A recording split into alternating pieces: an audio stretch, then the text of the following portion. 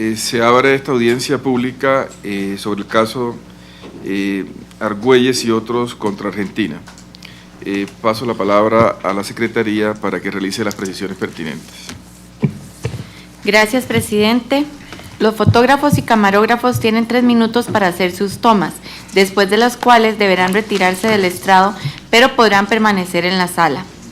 Asimismo, informa a los asistentes a esta audiencia que el uso de teléfonos celulares está prohibido, por lo que les solicito apagar estos aparatos. Esta audiencia será transmitida en vivo en la página de la Corte Interamericana de Derechos Humanos.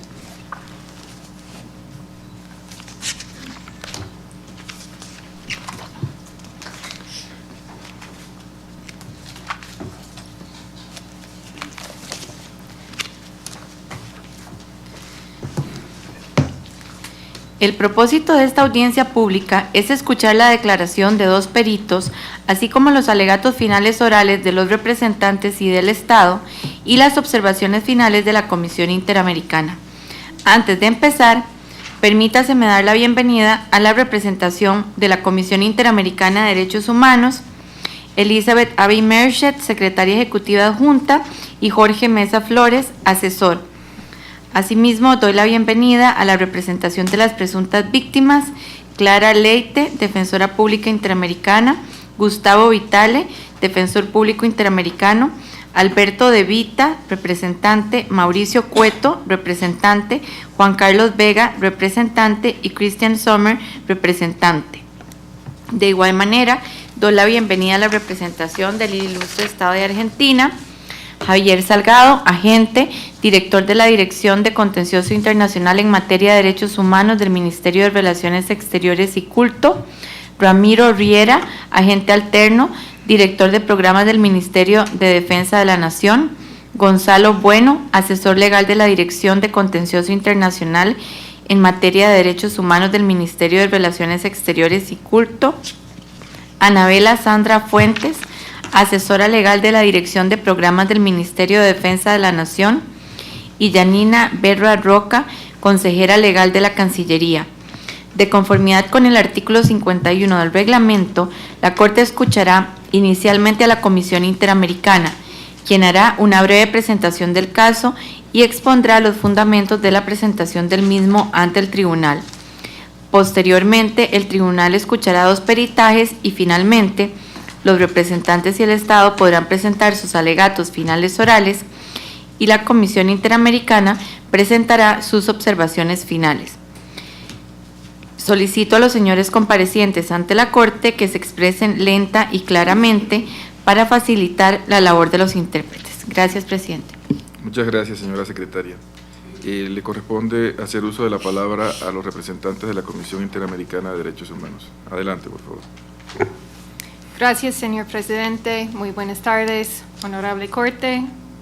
El caso de Argüelles y otros es un reflejo de las deficiencias del Código de Justicia Militar Argentina y las prácticas que afectaron los derechos a la libertad y el debido proceso de las 20 víctimas del caso, militares en servicio activo que fueron acusados por la comisión de delitos sancionados por dicho código. Dado que el proceso en la justicia penal militar fue iniciado en 1980, antes de la ratificación de la Convención Americana por parte del Estado de Argentina, consideramos importante en primer término aclarar cuáles son los aspectos del caso que la Comisión ha presentado ante la Honorable Corte. El Estado argentino ratificó la Convención y aceptó la jurisdicción contenciosa de la Corte Interamericana el 5 de septiembre de 1984, indicando expresamente que las obligaciones contraídas en virtud de la Convención solo tendrán efectos con relación a hechos acaecidos con posterioridad a dicha ratificación. La Comisión identificó 3 aspectos de su informe de fondo que se encuentran plenamente bajo la competencia temporal del Tribunal al ser posteriores a la fecha en que Argentina reconoció su jurisdicción contenciosa: la violación del derecho a la libertad personal, la violación del derecho de defensa y la violación a la garantía del plazo razonable. En cuanto al derecho a la libertad personal, Las 20 víctimas del caso estuvieron sometidas a detenciones preventivas que en su mayoría duraron hasta 6 y 7 años, de los cuales en al menos 12 casos, más de 3 años se encuentran bajo la competencia temporal de la Corte. Todas estas detenciones no se ajustaron a los estándares básicos en materia de detención preventiva señalados por la Corte, no fueron dictados con fines procesales ni basados en un análisis individualizado, en contradicción con los principios de excepcionalidad y estricta necesidad. En efecto, desde su inicio, estas detenciones preventivas fueron emitidas de acuerdo a lo establecido en el Código de Justicia Militar, conforme al cual bastaba, y cito, que haya datos suficientes a juicio del instructor para creer que el detenido es responsable, es decir, solo con base en una presunción de culpabilidad. Esta misma justificación continuó motivando las detenciones en los periodos posteriores a la aceptación de competencia de la Honorable Corte en violación a la Convención Americana. De hecho, para varias de las víctimas el tiempo en detención preventiva superó por 10 meses o años el tiempo de la condena definitiva, o aún peor, en el caso de una de las víctimas, el señor Marcial, tuvieron que pasar 7 años en prisión preventiva para que finalmente se obtuviera una sentencia que resultó absolutoria en forma contradictoria con el principio de presunción de inocencia.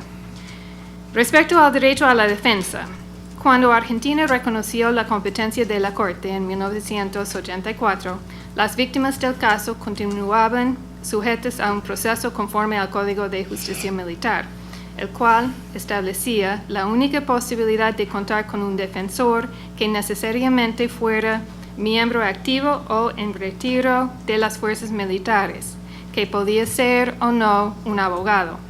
Precisamente las víctimas de este caso no tuvieron derecho a un abogado defensor en la jurisdicción militar y de hecho ninguna víctima contó con asistencia letrada hasta después de 1989.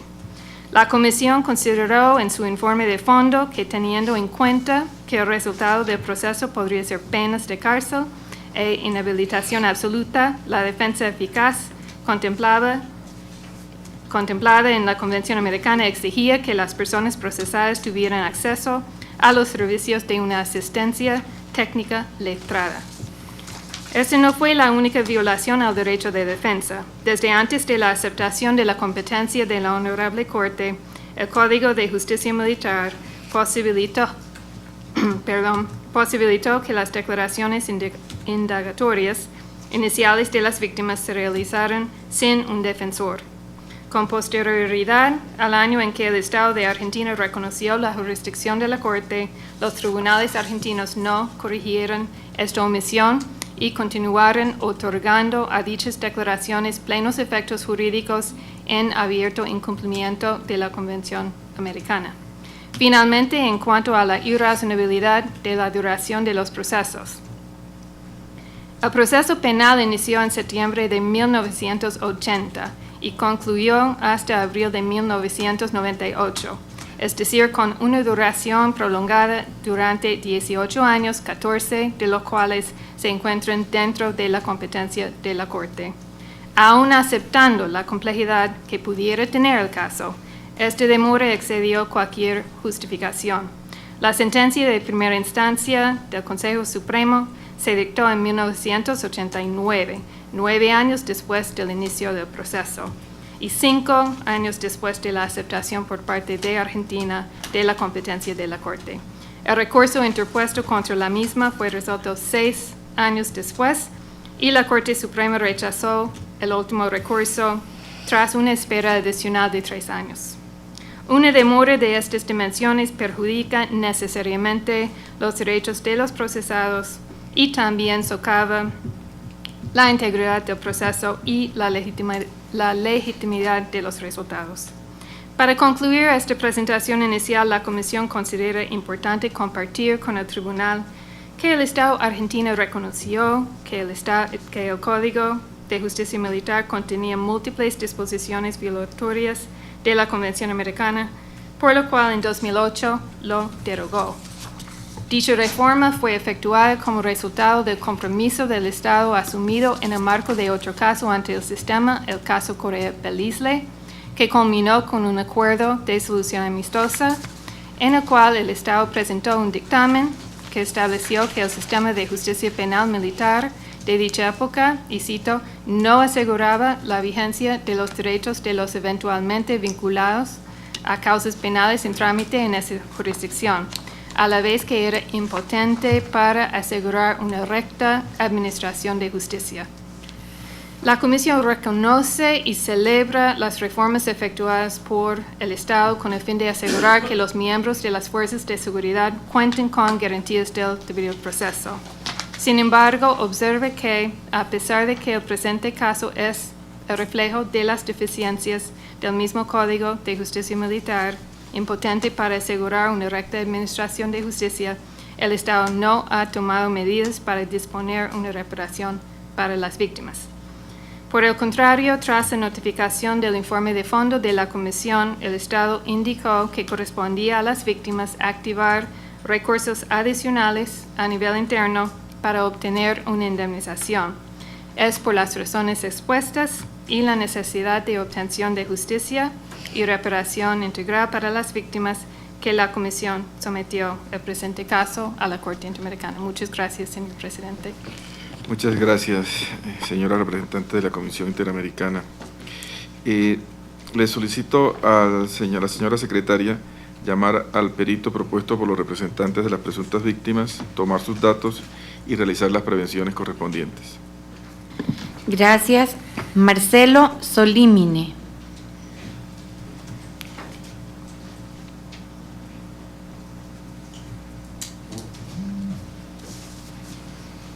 Buenas tardes. Le solicito al señor perito manifestar ante la Corte su nombre, puede tomar asiento, nacionalidad y lugar de residencia. Marcelo Alejandro Solimine, argentino y vivo en Argentina, en Buenos Aires, provincia de Buenos Aires. Gracias. El experto deberá limitarse a contestar clara y precisamente las preguntas que se le formulen, ajustándose a los hechos o circunstancias que le consten en relación con su experticia. Se informa al señor perito que fue citado para informar al tribunal sobre: primero, los estándares en materia de competencia para juzgar a militares por delitos previstos en el Código Penal argentino. Segundo, el derecho a la defensa letrada, incomunicación, prohibición de declarar contra sí mismo, detención y prisión preventiva. Y tres, compatibilidad de la legislación argentina en materia de extensión temporal de la prisión preventiva y del proceso con el sistema interamericano.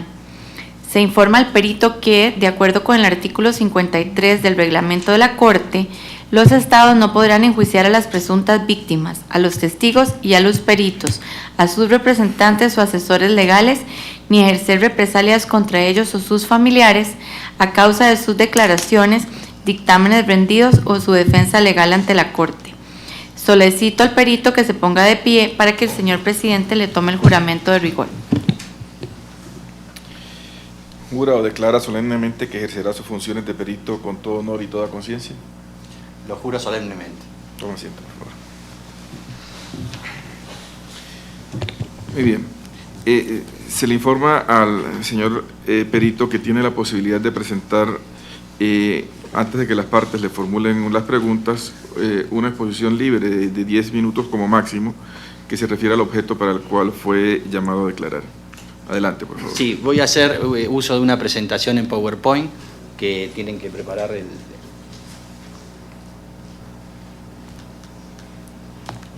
Si me permite, la presidencia entregaría una copia al tribunal y a las partes.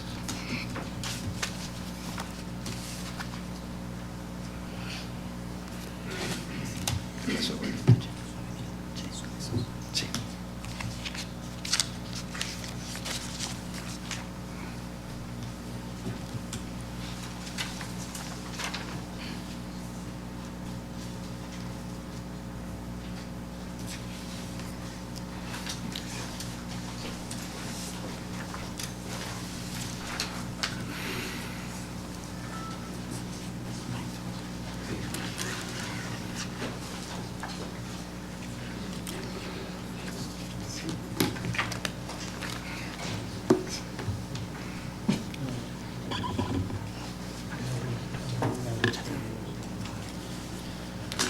Adelante, por favor.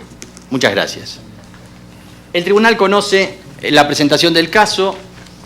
Se trata del juzgamiento en un proceso militar, donde la primera etapa fue ante la justicia militar, que en total duró más de 17 años, en los cuales se decretaron prisiones preventivas por más de 7 años, y bajo este contexto hay que analizar, a la luz del principio de inocencia y del debido proceso, si el Estado argentino ha violado derechos humanos. Puntualmente, uno de ellos es el plazo razonable del proceso. Sí, un momento, por favor, señor perito. Sí, señor agente del Estado. Ese no es el objeto de la pericia. El objeto de la pericia es otro, no es analizar el caso a la luz de esos estándares. Claramente dice: los estándares en materia de competencia para juzgar a militares por delitos previstos en el Código Penal argentino, no referidos al caso. Gracias, presidente. Sí, en efecto, señor perito. De acuerdo con el objeto que se le fue señalado, por favor, circunscríbase a lo establecido. Correcto. El tema entonces será analizar la garantía de plazo razonable, garantía que en este punto quiero marcar la posición de Daniel Pastor, catedrático argentino, que fue el perito originariamente propuesto. Es doctor en Derecho y su tesis doctoral ha sido sobre plazo razonable del proceso. Es una crítica incisiva a la teoría que ha sido admitida por el sistema internacional, que él denomina del no plazo y que conocemos como apreciación judicial. Parte de la idea de que el Estado, por la Convención, está obligado a fijar un plazo máximo en todos los casos. Y es una teoría que tracciona y hay que tener en cuenta, poner la mirada sobre ella, porque creo que hace aportes en el sistema de progresión de derechos humanos. Lo cierto es que desde la posición dominante se sostiene que los pactos de derechos humanos no obligan al Estado a fijar un plazo máximo razonable en términos de duración del proceso. Ahora sí, dentro de esa hipótesis de que no obligarían al Estado a fijar un plazo, tengo la absoluta convicción de que si ese plazo máximo es decidido por el Estado, se convierte en un estándar para ese Estado cuyo incumplimiento habrá de generar responsabilidad internacional. Si vamos a la situación de si había un plazo en el Código de Justicia Militar, no lo había. Sí había un plazo en el Código Procesal vigente en ese momento, que era el 701, que había traído desde la tradición de la colonia, de las partidas de Alfonso el Sabio, que hablaba de 2 años de duración total del proceso. Y una pregunta posible es si en procesos de este estilo habría que usar este plazo en forma analógica. La Comisión, en precedentes de prisión preventiva, donde se es más estricto plazo razonable de prisión preventiva, entendió que esos plazos que fijaba la legislación interna en estos informes, que es el caso Firmenich, el caso Jiménez y el caso Borenstein, no eran obligatorios para el Estado, aunque los hubiese fijado el Estado, sino eran una pauta a tener en cuenta, excedido el cual se consideraría en principio irrazonable. Tomando esta respuesta, quedaría analizar la tesis de la apreciación judicial, que ha sido adoptada por esta honorable Corte desde el sistema europeo, con estándares que bien conocen porque lo ha elaborado este tribunal, que permite entonces evaluar la razonabilidad del plazo a través de la apreciación judicial que ejerzan los jueces, sí teniendo en cuenta pautas que el sistema internacional fija como estándares. Incluso se ha construido una suerte de válvula de escape, porque en ciertos casos la necesidad de hacer justicia en el caso se impone sobre esa suerte de garantía de plazo razonable y se le permite al Estado explicar las razones por las cuales habría excedido el plazo razonable. Es bajo esta perspectiva entonces que deberíamos analizar la situación. Y quiero sí hacer hincapié en esta idea de que el incumplimiento de un plazo fijado por el Estado genera responsabilidad internacional. Es una verdad de perogrullo que las garantías previstas en los pactos son un piso mínimo, debajo del cual no puede colocarse ningún Estado so riesgo de incurrir en responsabilidad internacional. También lo es una verdad de perogrullo que los derechos humanos son progresivos por el principio pro homine, de modo tal que se debe tender a elevar ese nivel de garantías. Y que cuando esto sucede, empieza a regir otro principio del Sistema Internacional de Derechos Humanos, el de irreversibilidad, que prohíbe el regreso. Y en tanto y en cuanto el país insista regresando, otro principio del Sistema Internacional de Derechos Humanos va a generar que haya igual responsabilidad internacional, de modo que hoy creo que se puede afirmar, y estoy convencido de esto, de que existe responsabilidad internacional de un Estado por violar una ley interna que garantice mejor derecho, un derecho previsto en los pactos. Esto creo que debe tener un impacto sobre los plazos que fijen los códigos, incluidos los plazos parciales. En nuestra tradición de códigos, no en todos se fija un plazo total para el proceso, pero sí en la mayoría de ellos un plazo para la instrucción. Y sin embargo, muchas veces son decorativos esos plazos porque no tienen consecuencias legales. Creo que hay que asignárselas y que del sistema internacional se debe prever y censurar la falta de efectos, exigiendo que tengan alguna consecuencia y no sean plazos ordenatorios, simbólicos o meramente decorativos. Por ejemplo, a nivel del Código Federal, hoy vigente en Argentina, el 207 prevé el plazo máximo de instrucción a través de un sistema de prórrogas, pero sin ninguna consecuencia una vez vencido. Voy a pasar a la otra garantía que me interesa traer a conocimiento de la honorable Corte, que es el plazo razonable de la prisión preventiva, que guarda algunas semejanzas con lo que acabo de decir, pero también obvias diferencias. Una de ellas es que mientras en la Convención no está establecida la consecuencia de la violación del plazo razonable, sí está definida la consecuencia de la violación del plazo razonable de la prisión preventiva, y la consecuencia es la libertad. Cuando opera esta garantía del plazo razonable de prisión preventiva, suele tener un efecto negativo sobre la garantía del plazo razonable del proceso, porque dispuesta la libertad, que estaba amparada por la prioridad de juzgamiento, lo que suele pasar es que ese proceso se lentifique porque ya no tiene detenido.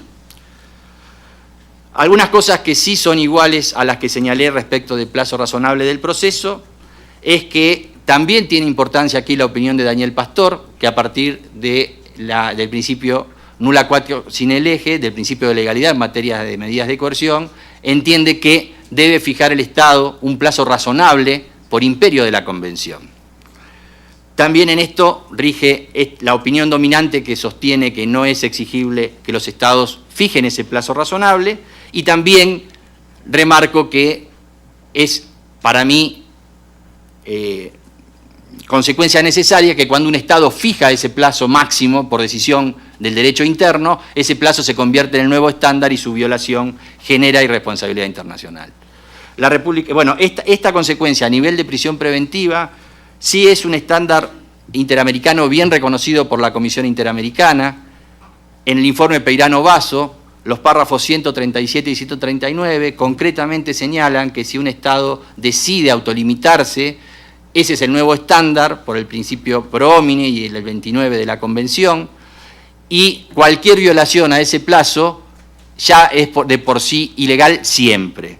Esto también lo afirma el informe sobre el uso de prisión preventiva en las Américas, que aprobó la Comisión en diciembre del año pasado, en el párrafo 173.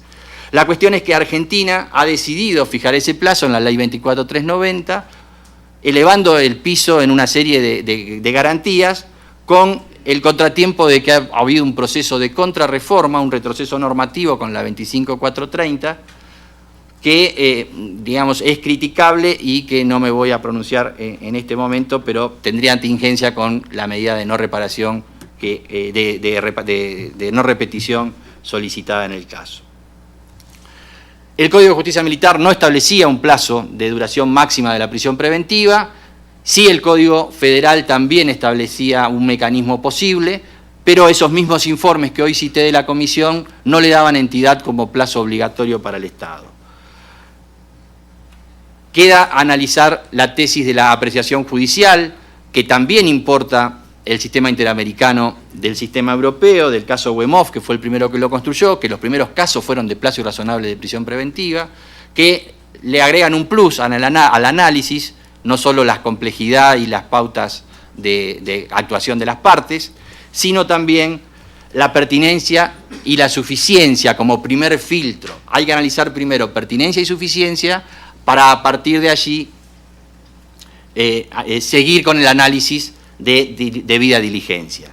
Y en esta pertinencia y suficiencia, lo que se exige como estándar interamericano es el fumus bonis iuris, esto es, prueba de que existe un hecho que es delictivo y la participación en el del imputado, y un segundo elemento, un plus, que hoy claramente lo tenemos definido como periculum in mora, riesgo de fuga y riesgo de entorpecimiento, aunque esto claramente está en crisis a futuro porque hoy hay un proceso de contrarreforma en América que está incluyendo fundamentos de prisión preventiva por fuera de la lógica cautelar, y así lo denuncia el CEJA, y con pertinencia a nuestras legislaciones anteriores e incluso muchas vigentes, se extrae ese riesgo de fuga del monto de la pena o de la gravedad del delito.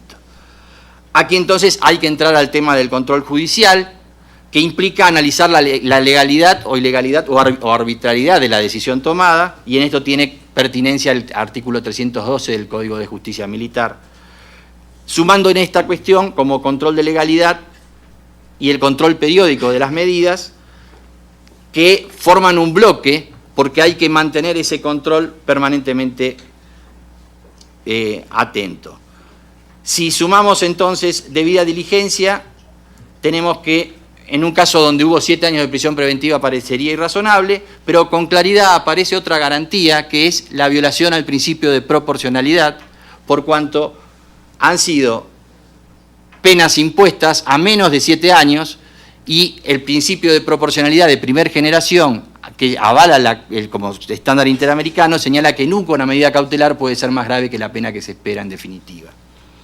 Creo que ese principio de proporcionalidad marca el paso. Desde Gangaram-Panda y para aquí, la Corte ha sostenido que cualquier prisión preventiva que sea desproporcionada es arbitraria, y toda prisión preventiva arbitraria por exceso del plazo es violación al plazo razonable, pero primero es una violación a la prisión preventiva arbitraria. Muchísimas gracias. Muchas gracias, señor perito. Tiene el uso de la palabra los representantes de las presuntas víctimas. Les solicito a los señores representantes que indiquen a la Corte el nombre de la persona o de las personas que harán el interrogatorio y que procedan al mismo. Adelante, por favor.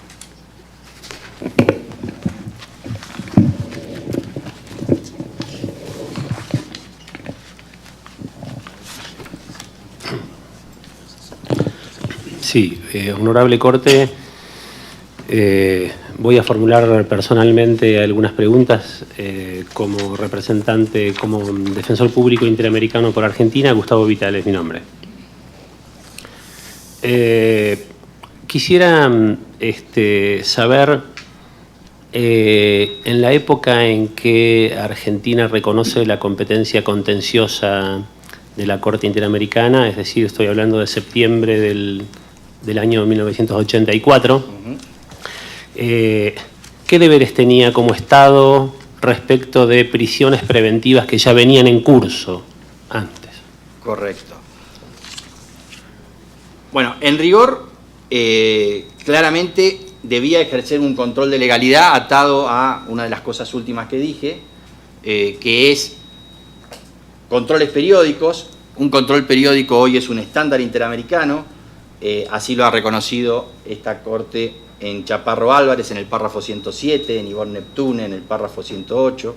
Los principios y buenas prácticas de la Comisión Interamericana también sostienen la necesidad de realizar controles periódicos, control periódico, bien digo, y también aparece la necesidad de esto en el último informe que también mencioné sobre uso de la prisión preventiva en las Américas, que como recomendación C14 dice que hay una necesidad de mantener ese control para establecer si todavía se ha pasado el plazo razonable y garantizar acelerar el proceso.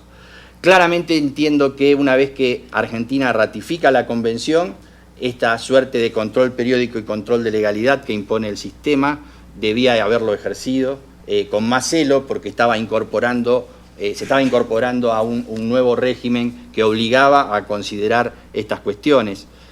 Así que creo que sí debió haber hecho un control a partir de ese momento y verificar pertinencia y suficiencia, que es una de las pautas que mencioné como apreciación dentro de la tesis de apreciación judicial.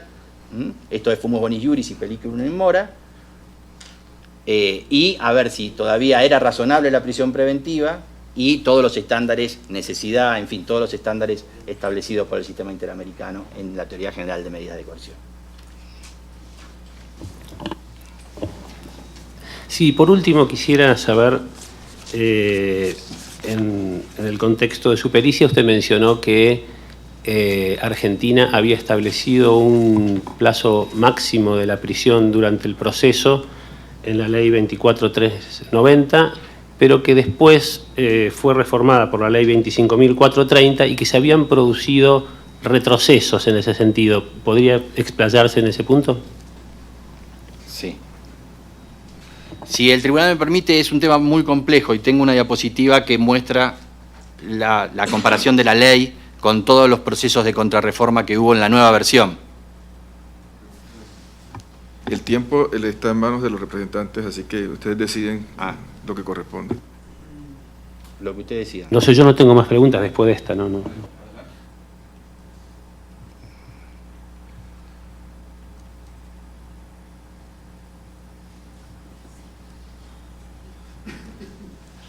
La ley 24390 es dictada en el 94, establece, subiendo el piso de garantías que establece la Convención, un plazo máximo de 2 años, una prórroga por investigación compleja de 1 año, con una excepción respecto de, si se dictó sentencia, 6 meses más. A su vez, hablaba del descuento, como lo habla la actual, de articulaciones dilatorias, establecía un cómputo de beneficio del 2 por 1 para todo plazo que exceda los 2 años en prisión preventiva, que era una novedad en términos de garantías. Había ciertos delitos que quedaban excluidos, similares a los del 114 bis que este honorable tribunal trató en Suárez Rosero, y que la Corte Argentina avaló como constitucional y convencional en el fallo Arana en el año 95. La Corte Argentina también le suma a la dinámica de esta ley, pese a que no era texto expreso de ella, la posibilidad de denegar la excarcelación por la existencia de riesgo procesal. Eso lo avala en el fallo Bramajo. Y finalmente, en un fallo también la Corte le otorga efecto suspensivo a la resolución que disponía de la libertad, que no estaba previsto tampoco en el texto legal. Tras la reforma del año 2001, se mantiene el plazo máximo de 2 años, la excepción de 1 año y el descuento de las articulaciones dilatorias. También se mantienen los delitos excluidos, pero esto lo corrige la Corte en el fallo Vélez el 15 de junio del 2010, declarando la inconstitucionalidad de estos delitos. Y lo que hace también esta reforma es derogar la prórroga cuando ya hay dictada sentencia del artículo 2. También deroga el cómputo del 2 por 1. Estos son retrocesos que, conforme a mi tesis de que ya no podría volver atrás por provisión de regreso, generarían un retroceso indebido. Le otorga efecto suspensivo, que era lo que se había construido jurisprudencialmente, ahora con fuerza legal, y también le otorga con fuerza legal aquella construcción jurisprudencial de Bramajo, donde habla entonces ahora sí expresamente de la posibilidad de, vencidos los plazos, continuar la prisión preventiva de acuerdo a la existencia de riesgo procesal, sumando a esto una cuestión más, que es la gravedad del hecho como posibilidad. Esto claramente es un retroceso. La Corte lo sigue diciendo, lo avala esta constitucionalidad de esta norma, desde que la Corte Interamericana falla en Bayarri y sostiene que no podría haber durado más del plazo razonable fijado en la ley, que eran los 3 años, la Corte recién vuelve a insistir con algunos fallos con este criterio de avalar esta posibilidad, hasta que finalmente corrige en el fallo Acosta, donde va a decir que por regla general, en todo caso, hay que disponer la libertad vencido el plazo, salvo una excepción, casos que vayan donde los bienes jurídicos tutelados sean la vida y la integridad personal y que además sean de muy difícil, compleja investigación. De modo tal que hoy en la generalidad el plazo razonable sería automático, pasadas las prórrogas, pero ya no podría denegarse por riesgo procesal, salvo en esos casos puntuales. ¿No hay más preguntas por la representante? Muy bien. le corresponde el turno para hacer las preguntas al señor agente del Estado. Gracias, presidente. El interrogatorio lo va a formular mi colega, el agente alterno, doctor Ramiro Riera. Adelante. Muchas gracias, señor presidente. Honorable Corte. Señor Perito, bueno, teniendo en cuenta el objeto de su pericia, de acuerdo a la resolución de la Corte del 10 de abril, en relación fundamentalmente al último punto, el Estado argentino quisiera saber si la tesis que usted acaba de sostener respecto de la carácter más progresivo, más protectorio de la tesis de apreciación legislativa respecto de la apreciación judicial del plazo razonable en la prisión preventiva, ¿es una opinión personal o es un análisis de la jurisprudencia de la Corte Interamericana? Es una opinión personal, pero basado en los principios generales del sistema, del sistema internacional de derechos humanos. En el sistema internacional de derechos humanos se fueron construyendo estándares y esos estándares son, entre varios, este principio de progresividad, el principio de irreversibilidad o retractabilidad y de interacción entre derecho interno y derecho internacional. Comisión Interamericana, en el caso de prisión preventiva, lo reconoció expresamente. En el caso de querella lo reconoció en el año 92. En el año 92 resuelve 2 casos la comisión, hay informes de la comisión en 2 casos, el informe 28 y el informe 29, que son un caso de Argentina y de Uruguay, donde ahí lo que se discutía era el rol querellante, y la comisión lo que dice con toda claridad es que el querellante no está en los pactos, no surge el derecho a querellar de los pactos. Reconoce además que en casi la mayoría de los países latinoamericanos existe la figura del querellante. Y concluye que en aquellos países donde esto sucede, ese derecho se convierte, y así lo define, en un nuevo derecho fundamental del ciudadano. De modo que a estos principios le está dando virtualidad la Comisión Interamericana ya en el año 92, y la Corte Interamericana, en el caso Bayarri, aun cuando no desarrolló esta idea en profundidad, va a decir que en el caso de Bayarri, vencidos los 3 años de prisión preventiva, que era el máximo tolerable por la 24390, toda prisión preventiva posterior fue ilegal, más allá de que Bayarri estuvo 13 años en prisión preventiva. Así que yo creo que sí, amén de ser mi opinión personal, está construida a partir de los estándares internacionales del sistema que han sido reconocidos por la Corte, tal vez más tibiamente que por lo que hizo la Comisión en el 8609, donde claramente dice que si el Estado fija el plazo máximo de prisión preventiva, se autolimitó, ha hecho un juicio de costo-beneficio y a partir de allí cualquier privación que supere ese plazo es ilegal. Eso es absolutamente trasladable, extrapolable al término de plazo razonable del proceso. De modo que entonces la jurisprudencia de la Corte Interamericana que avala su posición es un fallo, Bayarri. Es para mí suficiente porque además la Corte permanentemente dice que hay que sujetar, por ejemplo, la detención y la prisión preventiva, hay que analizarla conforme a la ley interna, y permanentemente señala la necesidad de ver la ley interna. Así que desde esa perspectiva, sí, mi respuesta es sí. Es un estándar internacional. Muy bien, gracias. Cambiando de tema, pero yendo a los primeros puntos de su pericia ofrecida como objeto, el Estado argentino quisiera saber si usted puede precisar la naturaleza del Instituto de la Prescripción Penal y si éste pertenece al orden público interamericano y en su defecto, cuáles eran las reglas para apreciar la prescripción en la legislación penal vigente al momento de los hechos, básicamente a partir del año 84. No, lamentablemente no puedo contestar esa pregunta, no conozco ese tema. Bien. Yendo a otro de los puntos también vinculados al objeto de su pericia, el Estado argentino quisiera saber si usted puede precisar cómo estaba regulada la inhibición general de bienes en el Código de Procedimiento en Materia Penal que estaba vigente en el año 84. Básicamente, cuál era su naturaleza jurídica y si podía ser modificada. ¿En qué código? En el Código de Procedimiento en Materia Penal que se encontraba vigente en el 84. Básicamente, cuál era su naturaleza jurídica y si podía ser modificada una vez dictada. En qué casos podría hacerlo.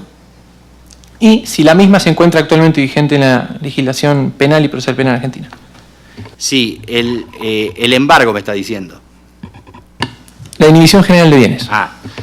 No, la inhibición general de bienes no estaba en el Código Procesal Penal, pero sí se aplicaba analógicamente el Código Procesal Civil y Comercial. En rigor, en la práctica, el embargo se traba como medida accesoria del procesamiento, como medida de cautela real, no personal, y si no da o no ofrece bienes a dar embargo, se aplica como medida cautelar real la prohibición, la medida de prohibición general de la inhibición general de bienes. Está regulada no en el Código Procesal Penal, sino en el Código Procesal Civil y Comercial, que es supletoriamente aplicable por el 511 del Código vigente hoy. El Código 511 creo que del 23, la Ley 2372, que era la vigente entonces. Bien, gracias. Con relación a la pena de la habilitación absoluta perpetua prevista en el Código Penal argentino, el Estado argentino quisiera saber si usted puede precisar el alcance de esta penalidad y fundamentalmente el alcance y significado de los términos absoluta y perpetua con relación a esta figura penal. No lo consideré un tema de objeto del marco de la pericia, pero no lo puedo contestar.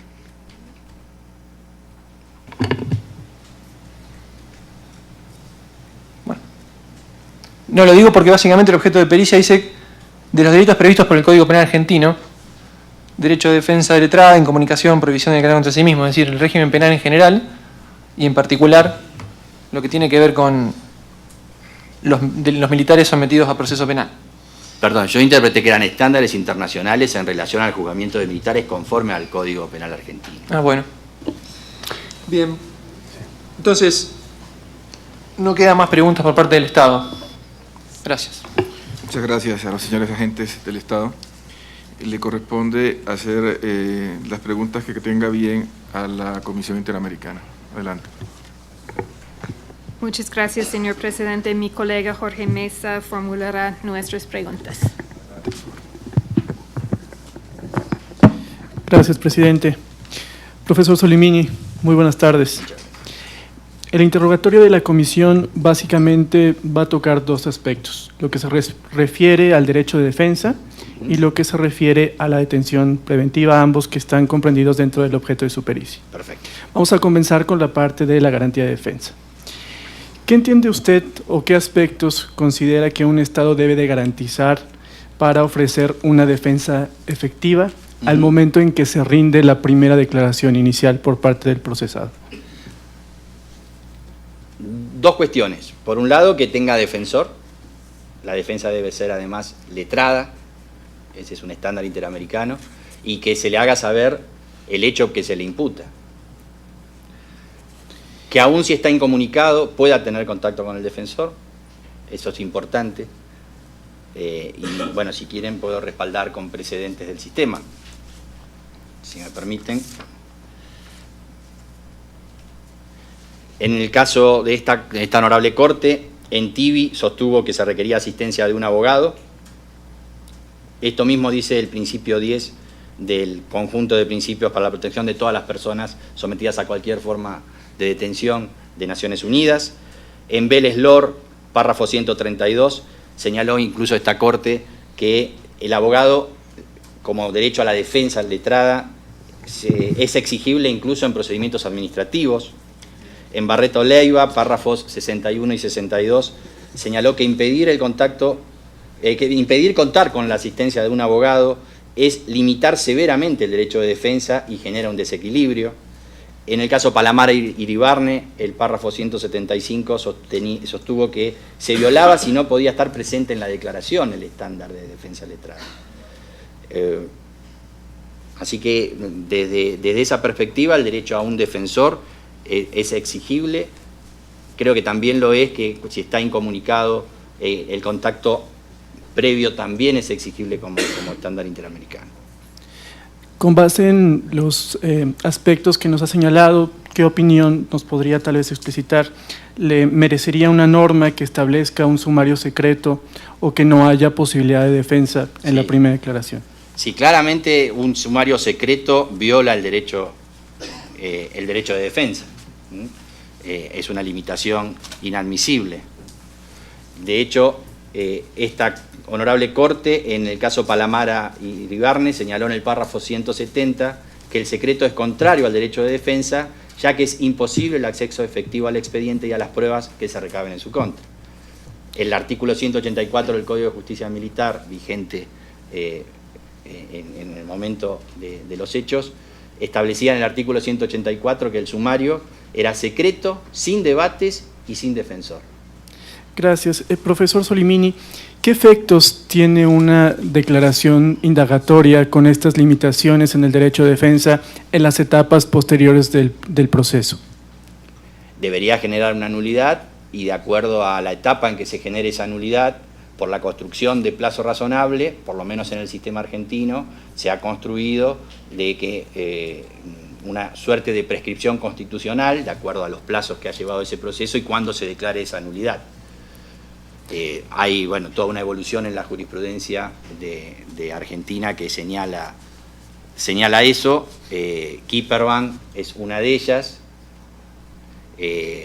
donde señala finalmente que si se excedió el plazo razonable y hay una nulidad decretada, la Corte debe asumir competencia positiva y dictar la absolución o incluso la condena, con lo que acá habría una nulidad, con lo cual acá la conclusión sería la absolución. Eso viene elaborándose desde el fallo Mattei de 1968, que fue el primer precedente de la Corte Argentina, en sintonía con toda la evolución del sistema europeo y que después toma el sistema interamericano con la teoría de la apreciación judicial. Gracias. En seguimiento a lo que usted señala, profesor Solimini, ¿considera que a la luz del derecho internacional de los derechos humanos sería problemático que una condena se establezca sobre la base de una declaración incriminatoria que adoleció de estos elementos de una defensa efectiva?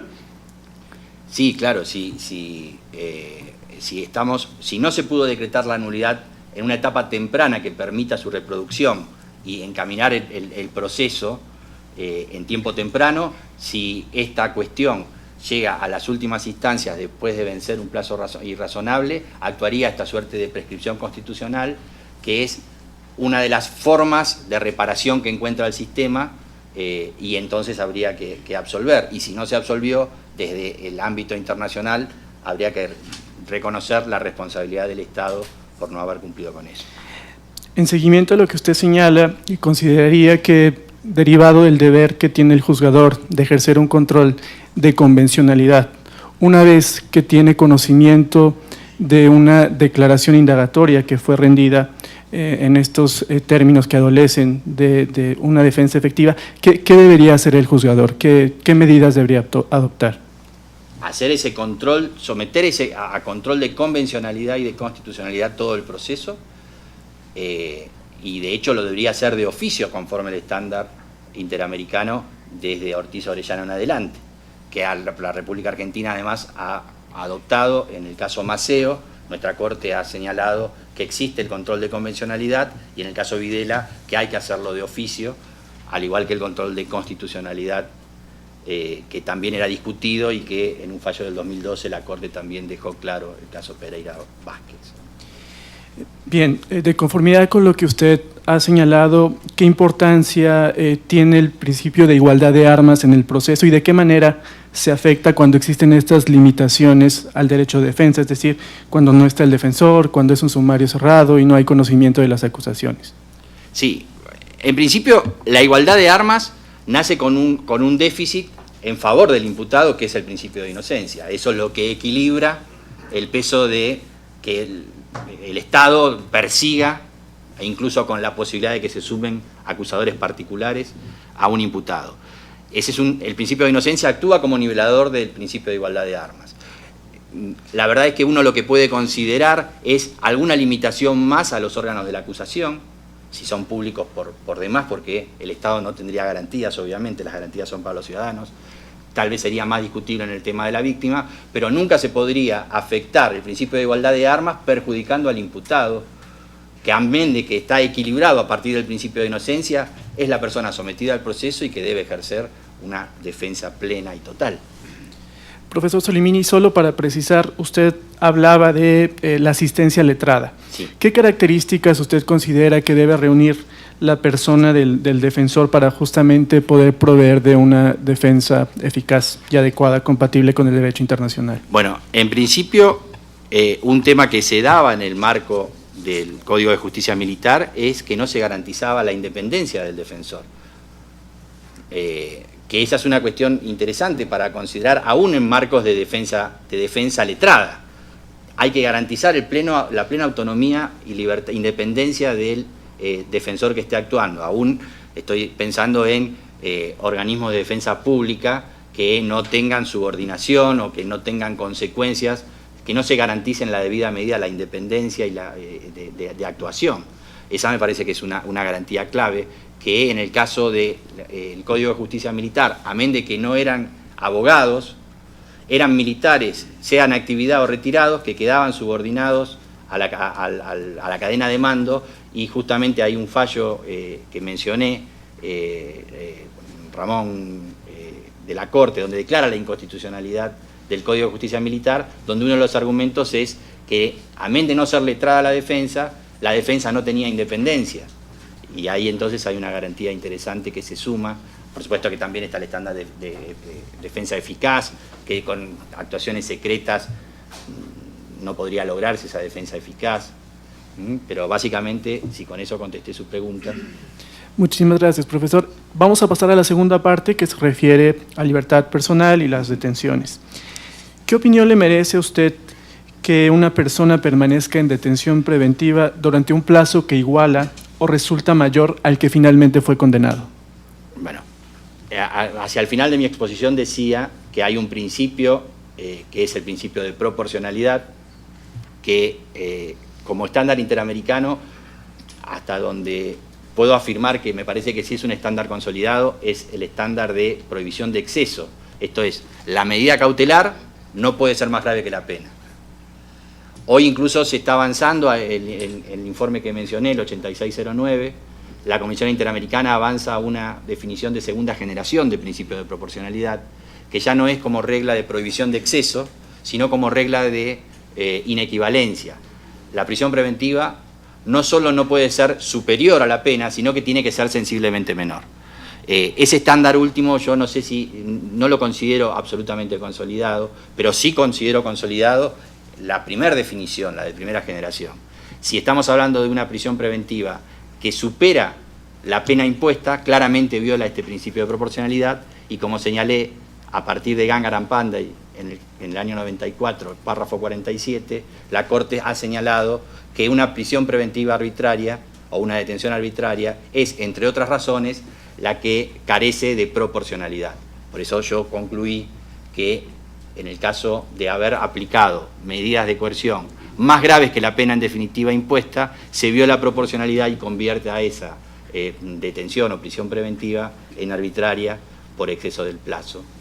Bajo este mismo supuesto de que una condena sea menor del tiempo que permaneció una persona en detención, Sí. ¿qué implicación considera que usted que tiene esta situación en el principio de presunción de inocencia? ¿Tiene implicación? ¿Que es menor la pena? Que la condena final sea menor que el tiempo que estuvo detenido. Hay una situación. A medida que pasa el tiempo, y esto ha sido reconocido, por ejemplo, en el informe 297 de la Comisión, que no es el de mejor factura, pero en eso me parece que es muy sensato, a medida que pasa el tiempo hay más probabilidades de que la persona resulte condenada, porque se termina poniendo en crisis el principio de inocencia, y de alguna manera los tribunales pueden verse subliminalmente influenciados a declarar una culpabilidad y dar por compurgada la pena.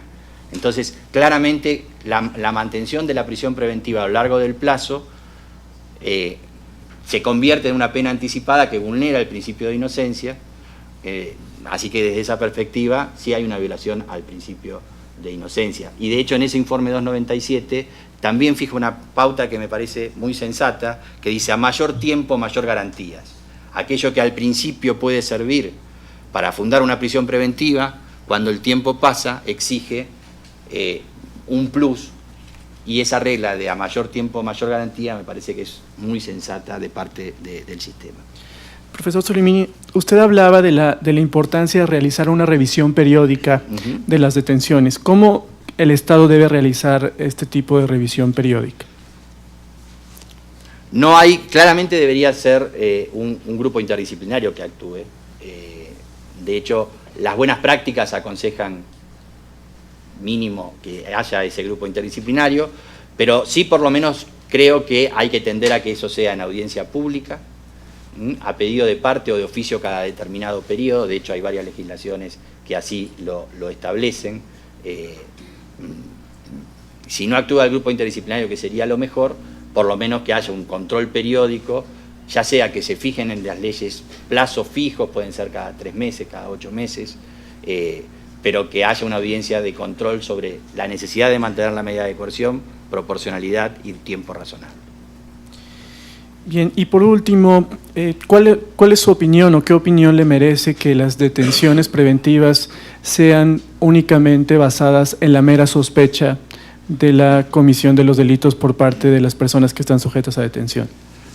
Bueno, el estándar ya desde entonces, digamos, desde UEMOF en el Tribunal Europeo exigía, para plazo razonable, exigía un doble filtro, el de pertinencia y suficiencia, donde hablaba de fumus bonis iuris, que es lo que usted me menciona, prueba de que cometió un delito una persona, pero también del periculum in mora, estos riesgos de fuga, riesgo de entorpecimiento como un plus, que esto es exigencia obligatoria. De hecho la Corte lo ha dicho en varios casos, por ejemplo en Palamar y Iribarne, es una condición sine qua non, ya lo decía en el informe 297, analizar el fumus bonis iuris, pero también el periculum in mora. Así que sí, claramente se deben exigir los dos filtros. Entonces, ¿una detención exclusivamente con base en la sospecha le parece? En la sospecha de la comisión de un delito, sin evaluar riesgos procesales, no está fundada, no pasa el estándar de fundamentación. Okay. Muchísimas gracias, profesor Solimini. La comisión no tiene más preguntas. Muchas gracias presidente. a la comisión, a la representación de la comisión. Le pregunto a los señores jueces si desean formular alguna pregunta. Juez Eduardo Ferrer. No, señor presidente. Juez Eduardo Bío. No, señor presidente. Juez Alberto Pérez. No, señor presidente. Juez Diego García. No, señor presidente. Juez Manuel Ventura. No, señor presidente. Juez Roberto Caldas. No, señor presidente. La Corte no tiene más preguntas. Le agradecemos al señor perito por su experticio y le informo que puede retirarse. Muchísimas gracias.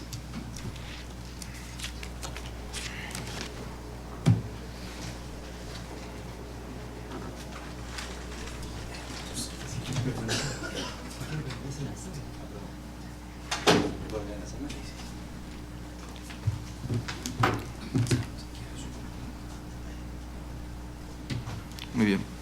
Solicito a la señora secretaria llamar al perito propuesto por el Estado, tomar sus datos y realizar las prevenciones que se consideren pertinentes. Gracias, presidente. Armando Bonadeo.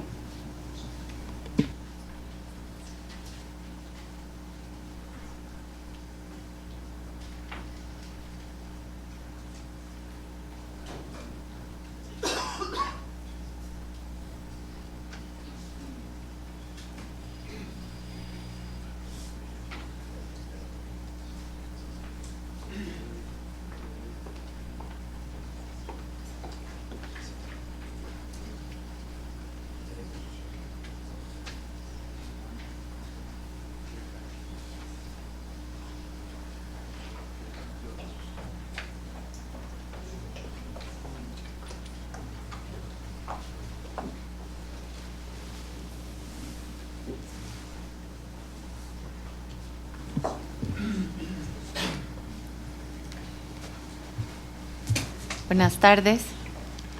Buenas tardes. Buenas tardes. Le solicito al señor perito manifestar ante la Corte su nombre, nacionalidad y lugar de residencia. Mi nombre es Armando Alberto Bonadeo, soy argentino, mi lugar de residencia es la ciudad de Buenos Aires. Gracias. El experto deberá limitarse a contestar clara y precisamente las preguntas que se le formulen, ajustándose a los hechos o circunstancias que le consten en relación con su experticia. Se informa al señor perito que fue citado para informar al tribunal sobre 1. La competencia e integración de los tribunales militares al momento de los hechos del presente caso, en virtud del Código de Justicia Militar, Ley 14.029. 2. el artículo 455 bis del Código de Justicia Militar, Ley 14.029. 3. Las condiciones de presentación de la prisión preventiva en la justicia castrense en razón del Código de Justicia Militar, el régimen interno para el personal procesado de la Fuerza Aérea Argentina, resolución 353/82 y aviso número 6392, las personas que se rigen por la ley para el personal militar, sus modificaciones y reglamentación, ley número 19.101 y reglamentación para la Fuerza Aérea de la ley número 19.101 LA1. 4. La reforma del artículo 445 bis de la ley 14.029 en razón de la ley 26.394. 5. Las disposiciones penales, los delitos esencialmente militares, las faltas y las herramientas cautelares en el marco de la ley 26.394. Y 6. La competencia e integración de los tribunales militares en razón de la ley 26.394. Se informa al perito que, de acuerdo con el artículo 53 del reglamento de la Corte, los estados no podrán enjuiciar a las presuntas víctimas, a los testigos y a los peritos, a sus representantes o asesores legales, ni ejercer represalias contra ellos o sus familiares a causa de sus declaraciones, dictámenes rendidos o su defensa legal ante la Corte. Solicito al perito que se ponga de pie para que el señor presidente le tome el juramento de rigor. Señor Armando Bonadeo, ¿jura o declara solemnemente que ejercerá sus funciones de perito con todo honor y toda conciencia? Declaro solemnemente, señor presidente. Siéntese, por favor.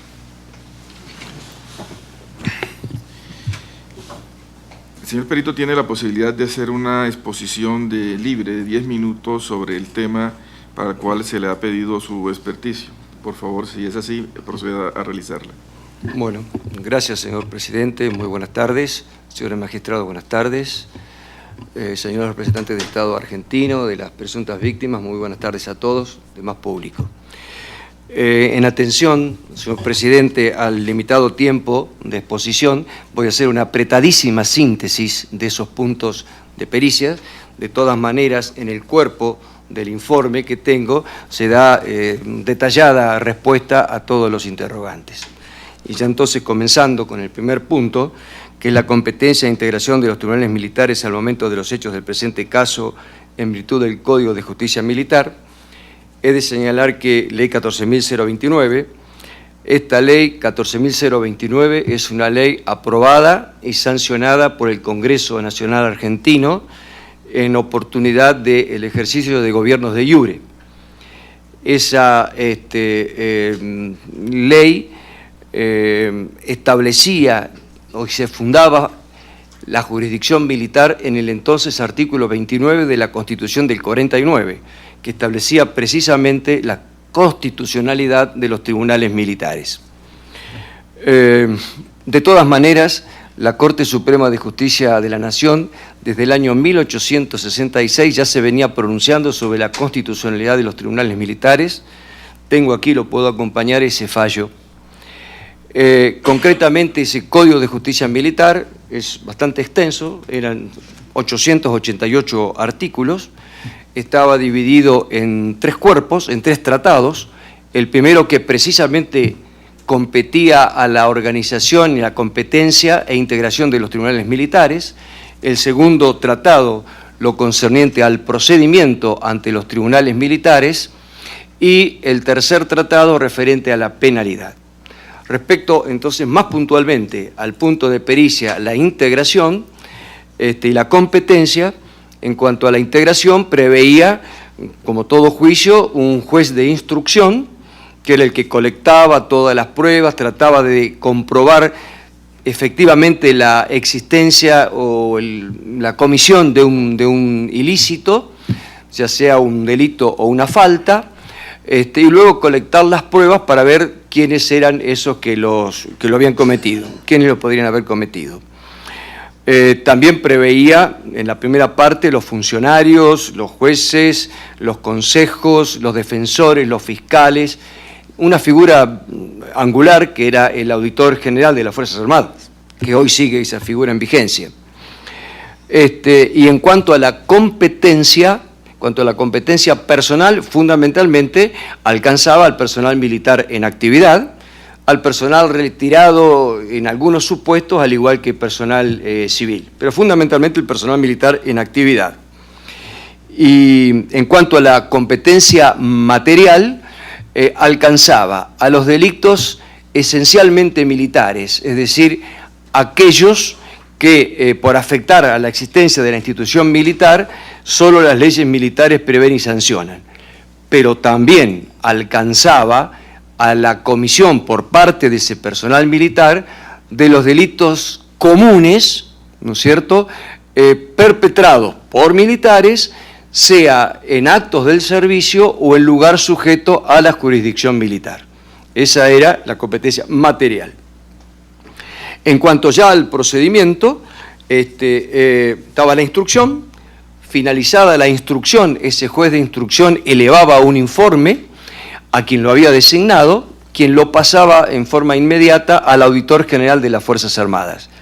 El auditor general de las Fuerzas Armadas tenía solo un plazo prudencial para expedirse sobre ese sumario y tenía 4 opciones, 4 decisiones que poder tomar respecto al análisis de ese sumario. Uno era ordenar la ampliación de medidas que a su juicio harían posible la dilucidación del caso. Segundo, aconsejar el sobreseimiento o la absolución. Tercero, la elevación a plenario, o si fuera el caso, directamente la aplicación de una sanción disciplinaria. Se elevaba a plenario, supongamos que fuese el caso, allí se hacía un juicio con todas las características que tenemos de los juicios, de prueba y demás, intervenía el fiscal, intervenían los defensores, y de ese juicio, de esa sentencia en definitiva, ¿no es cierto?, existían los recursos. Estoy hablando siempre 14.029, ¿no?, al momento de los hechos. El recurso de infracción a la ley, cuando se había errado en la aplicación de la ley, como es el recurso de revisión, el característico de revisión, cuando es por la comisión de un crimen que después se nota que no se cometió, o 2 personas que estén cumpliendo condenas por el mismo crimen, y fundamentalmente, además, un recurso extraordinario ante la Corte Suprema de Justicia de la Nación. Ese recurso no está en el Código, señor Presidente, está introducido por una ley 4055 del año 63, no se encuentra en el Código de Justicia Militar, pero ahí hace referencia a esa ley específicamente que de los tribunales militares podrá recurrirse por recurso extraordinario ante la Corte. Concluyendo entonces con este punto, quiero decir que al momento de los hechos, la ley vigente era el Código de Justicia Militar, ley 14029, que el Poder Judicial se venía pronunciando repetidamente sobre su constitucionalidad y que la competencia y jurisdicción de ello alcanzaba al personal militar por la comisión de delitos esencialmente militares, caso típico insubordinación, como igualmente los delitos comunes cometidos en actos del servicio militar o en lugares sometidos a la jurisdicción militar. Pasando, señor presidente, al segundo punto, es decir, es la aplicación, el 445 bis, ¿no es cierto?, del Código de Justicia Militar. He de señalar que esa ley 23049 fue también aprobada y sancionada por el Congreso Nacional Argentino en momentos de gobiernos de iure, concretamente a 2 meses de reinstalada la democracia en nuestro país, y esa ley 23049 apuntaba a 2 objetivos fundamentales. Uno era la limitación de las competencias de los tribunales militares en tiempos de paz y segundo, una total, amplísima revisión de todo lo actuado en sede militar. Eso se logra a través de la introducción del artículo 108, que precisamente dice que los tribunales militares en tiempo de paz entenderán el juzgamiento de delitos esencialmente militares, entendiendo por tal aquellos que, por afectar a las Fuerzas Armadas, a la institución militar, solo las leyes militares prevén y sancionan. ese es el artículo 108. Y la revisión total en sede civil es por el recurso del 445 bis del Código de Justicia Militar, introducido por la 23049, que en realidad, señor presidente, en vez de un recurso es una nueva instancia, es una instancia obligada con todo un procedimiento ante seguir ante esa instancia. El artículo 445 bis es extensísimo, insume 3 hojas del Código de Justicia Militar y podía motivarse en 3 causales fundamentales: la inobservancia o errónea aplicación de la ley, la inobservancia de las formas sustanciales, ¿no es cierto?, previstas por la ley para los procesos, y en la inexistencia de pruebas, en la existencia de pruebas que podrían conducir al esclarecimiento del hecho. Con respecto a la inobservancia de las formas esenciales previstas para el proceso, tenían particular interés aquellas situaciones que habían limitado el derecho de defensa o que habían prescindido de pruebas sustanciales para el esclarecimiento de la causa. Perfecto, señor.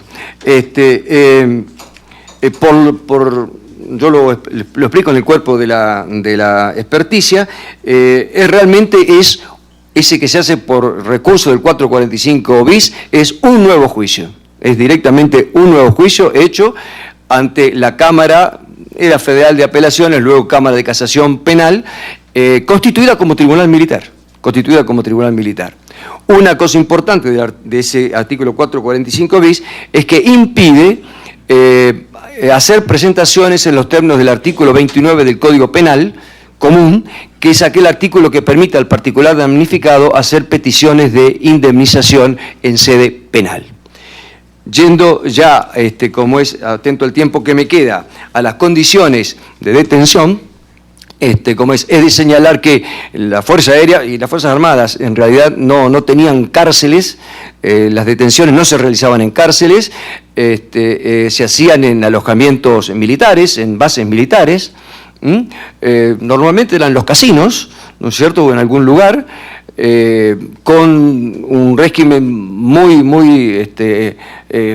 que facilitaba las visitas, no había limitación para las visitas, podían realizar algunos trabajos, el juez instructor tenía facilidades para permitir realizar trámites afuera, cuando tuviera que fuese necesario que así lo hiciera. ¿Se terminó? Bueno, traté de decir lo más rápido posible para alcanzar, pero de hecho se cumplía lo que dice la normativa, el del 325 y los anexos, eso, y las resoluciones del jefe de Estado Mayor General. Se cumplía eso, señor. Muchas gracias. Le corresponde el uso de la palabra a los señores agentes del Estado argentino. Muy bien, muchas gracias, señor presidente. Señor perito, teniendo en cuenta el objeto de su pericia, el Estado argentino quisiera conocer de su parte cuáles han sido las razones que condujeron a la derogación del Código de Justicia Militar reformado por la 23049 por parte de la Ley 26394 en el año 2008. Bueno, fueron muchas las razones, señor presidente. Una que era la que surgía, la que estaba instalada en todas las discusiones, los medios, en la facultad, era el tema de que el Código de Justicia Militar seguía previendo la pena de muerte. Yo daba clases de Derecho Constitucional y de Derecho Internacional Público, y luego de que los alumnos adquirían cierta confianza y sabían mi pertenencia a la Fuerza Aérea, me preguntaban ¿y por qué siguen manteniendo la pena de muerte en el Código de Justicia Militar? Esa era lo primero. Luego, hay una fundamental, que ahora la voy a señalar. Luego, otras razones, ¿no es cierto?, cuestiones de género. Por ejemplo, la mujer de vida públicamente honesta no iba a declarar ante los tribunales, sino que el juez instructor se trasladaba con su secretario a su casa.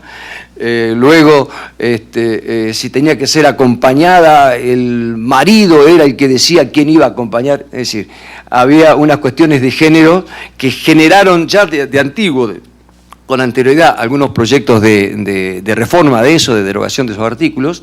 Luego, en cuanto a los delitos al honor militar, se condenaba realmente las prácticas deshonestas entre personas del mismo sexo, se lo consideraba como un delito, pero fundamentalmente lo que se tenía en cuenta, lo que se tuvo en cuenta era realizar una reingeniería de lo que era el sistema disciplinario. Porque disciplinario, no delictual, con el 445 bis se entendía que en realidad estaba muy bien cubierta limitado la competencia de los tribunales militares y luego la revisión amplia e integral de todo lo actuado en sede militar. Pero en cuanto a lo disciplinario, estaba el inconveniente que el 445 bis decía contra la sentencia definitiva de los tribunales militares procederá, pero no decía nada de lo que eran infracciones o sanciones disciplinarias. Y las sanciones disciplinarias no eran objeto de revisión. Hay todo en la reglamentación, todo como es un anexo, en el cual conforme a la jerarquía de quien iba a aplicar la sanción y a la jerarquía de quien iba a ser sancionado, había un monto que con el presidente de la República, alcanzaba a destitución y después sanciones por tiempo y demás.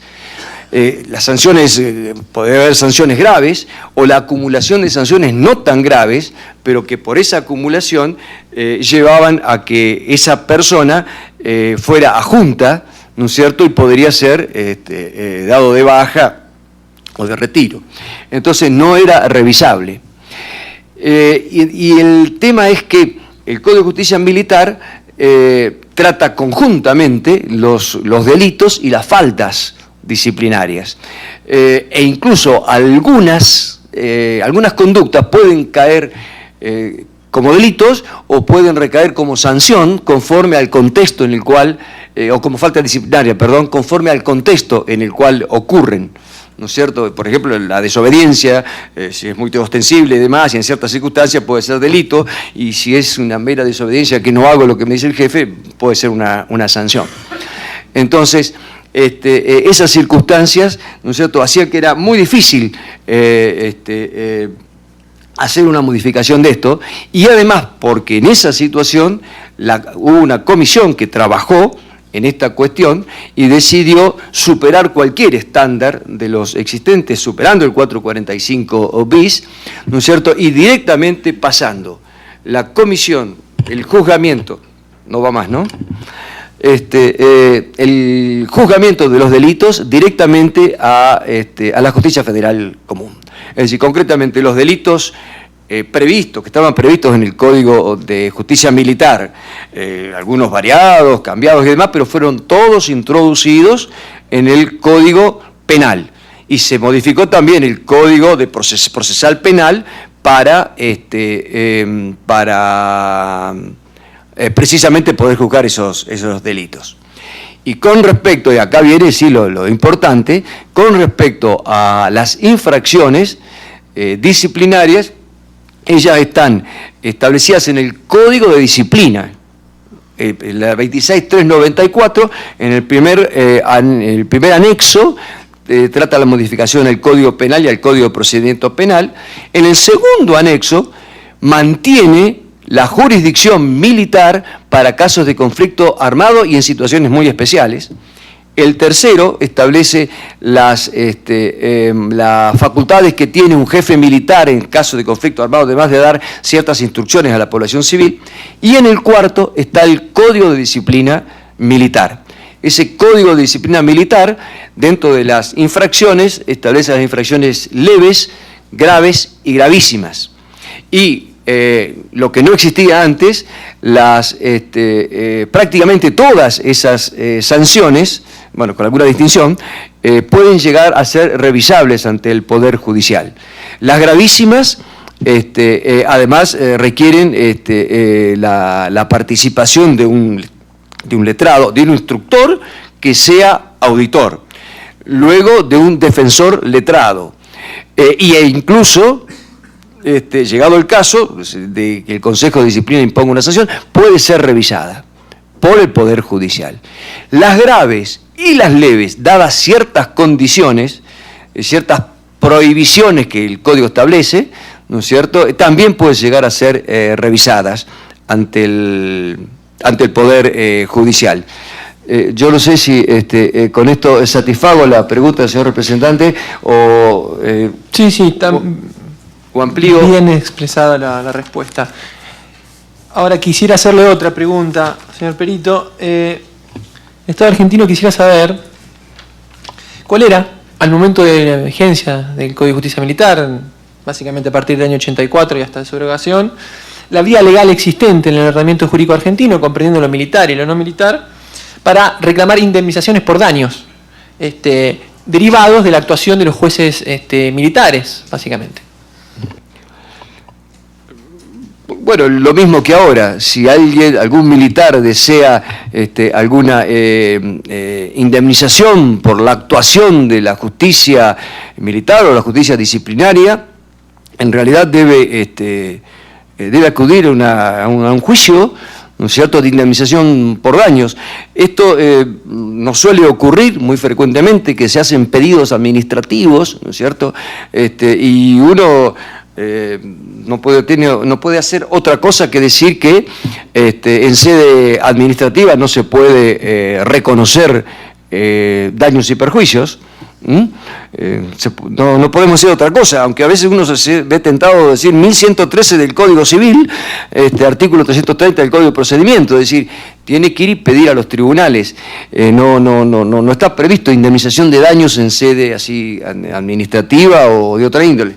Necesariamente debe recurrirse a los tribunales. Bien, gracias. Con relación a esa pregunta, respecto a las modalidades que se llevaba adelante la declaración indagatoria, según el Código de Justicia Militar, derogado ya, y básicamente con respecto a la calidad de secreto que se podía establecer, ¿podía precisar el alcance de ambas cuestiones brevemente? Respecto a si la calidad de secreto era secreto en general o era secreto para las partes, cómo funcionaba esa clasificación de secreto, y respecto a la modalidad en que se tomaba la declaración indagatoria, según las normas del Código de Justicia Militar. La declaración indagatoria no distaba de lo que es el Código de Procedimientos, no distaba mucho de lo que es el Código de Procedimiento Penal Ordinario. El juez, indagaba al presunto autor del delito por su situación personal, su lugar del destino, sus jefes, dónde estaba en la oportunidad en que se había cometido el hecho, todas las circunstancias que el juez, conforme a ese contexto, va encontrando, ¿verdad? En cuanto al secreto, el juez instructor era el que conocía realmente la totalidad del sumario, pero no había una gran importancia en el secreto. ¿Precisamente era secreto para las partes? ¿Cómo? ¿Era secreto para las partes? ¿Se podía establecer el secreto para las partes? Sí, claro. Sí. ¿Inclusive para las partes? Sí.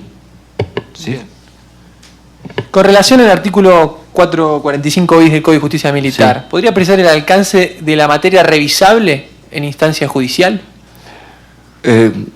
Yo creo haberlo dicho en el sentido de que era realmente una revisión total, absoluta, integral. Era, a mi juicio, un nuevo juicio.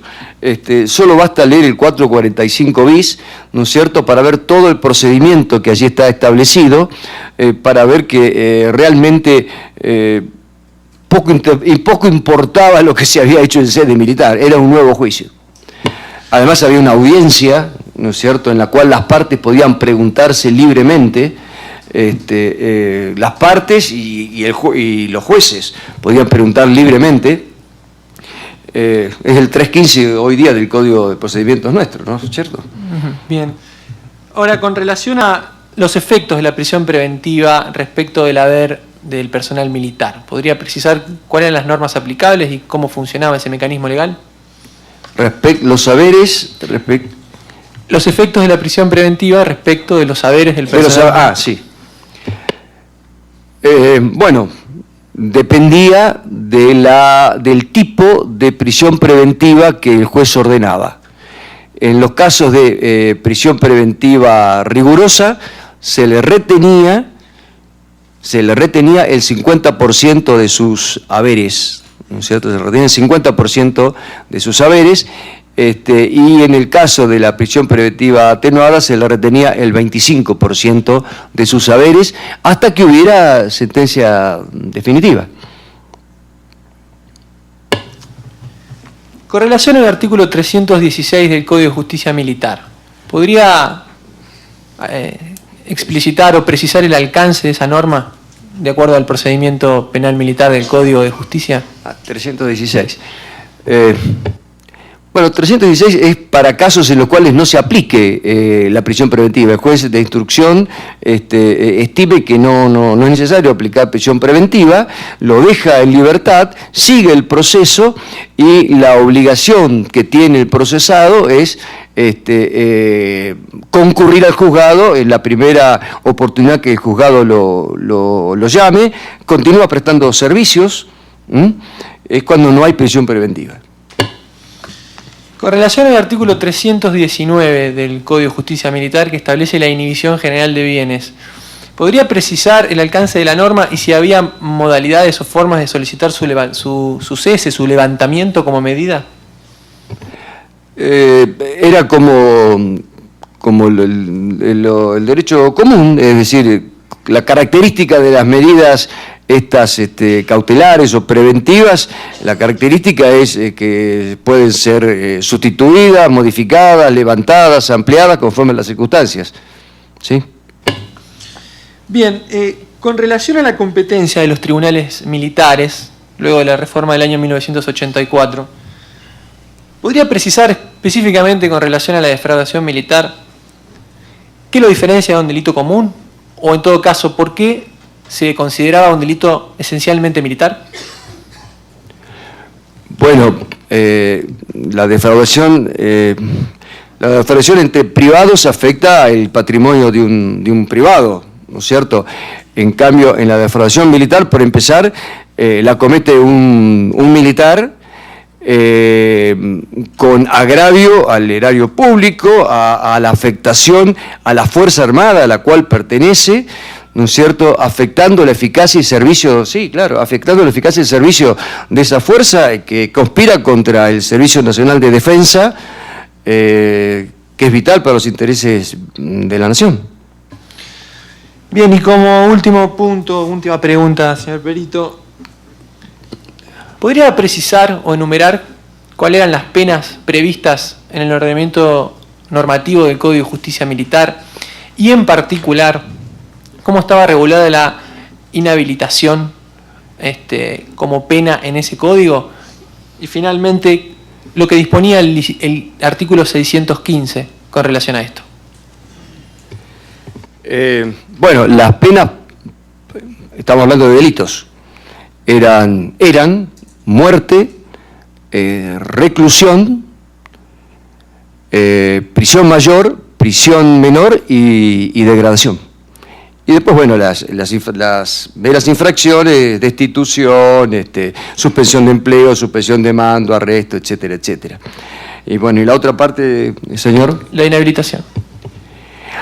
La inhabilitación estaba como accesoria, ¿no es cierto?, en determinados delitos. Estaba como pena accesoria a una pena principal. ¿Era de aplicación el artículo 615 del Código de Justicia Militar respecto de la pena de inhabilitación? El artículo 615...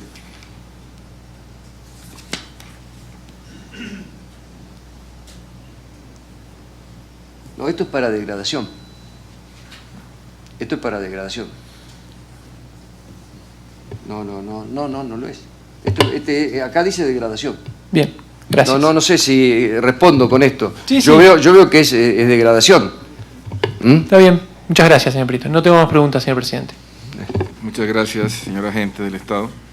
Le corresponde el uso de la palabra a los representantes de las presuntas víctimas. Le reitero la solicitud de que se identifiquen previo a realizar sus preguntas. Adelante, por favor. Gracias, señor presidente. Mi nombre es Juan Carlos Vega, represento a las víctimas y mi pregunta surge de una duda que me da una respuesta del perito en términos de la objetividad de su testimonio. Mi pregunta es la siguiente. Año 1985-86, juicio a las juntas militares. Proceso histórico en Argentina, donde por primera vez en América se juzgaba a los responsables de un terrorismo de Estado. Ese juicio a las juntas no se hizo en base a una reforma del Código de Justicia Militar para habilitar... Por favor, señor representante, el objeto de su intervención en este momento es simplemente formular preguntas. Valoraciones de otro tipo serán objetos de los alegatos que se realizarán con posterioridad. Así que, por favor, limítese a hacer la pregunta. Bien, presidente, el perito ha dicho de que el Código de Justicia Militar permitía todo tipo de recursos en sede civil, y yo estoy citando un caso en donde no fue así. Gracias.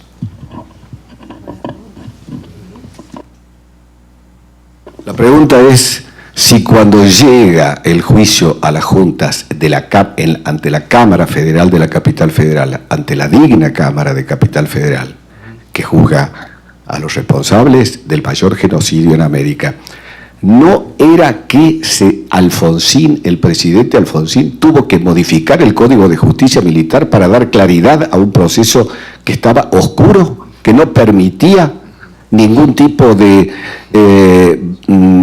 apelaciones en sede civil? Adelante.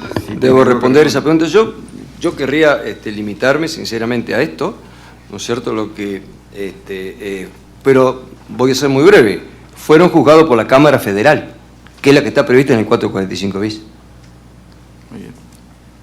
¿No hay más preguntas?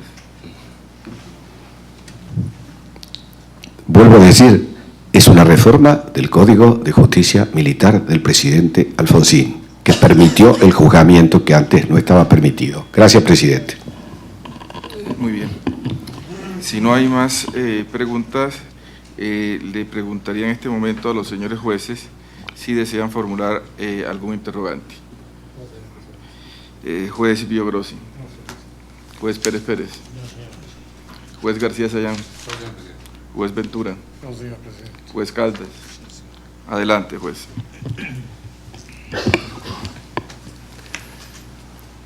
Por favor. A lo mejor lo comprendo igual. Assim? Boa tarde. Gostaria inicialmente que o senhor pudesse se referir à ausência de defensor, especificamente posteriormente a 1984, após a aceitação da competência jurisdicional. Ya que le coloque. Pero, Creo que me comprendo. Me está preguntando de la presencia de defensores luego de 1984. Exactamente. sí.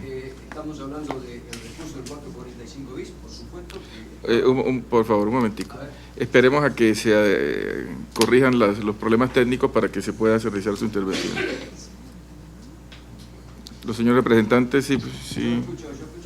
Sí, pero los representantes no tienen la traducción de la pregunta. Ahora sí. Muy bien.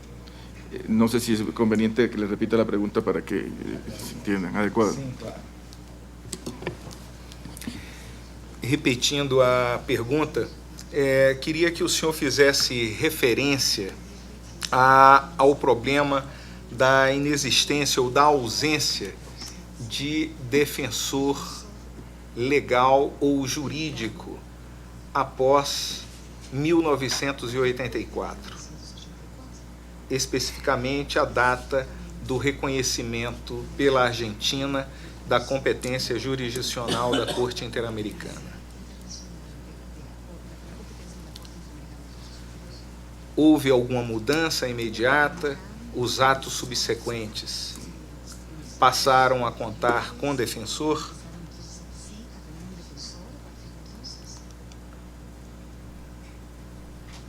Adelante.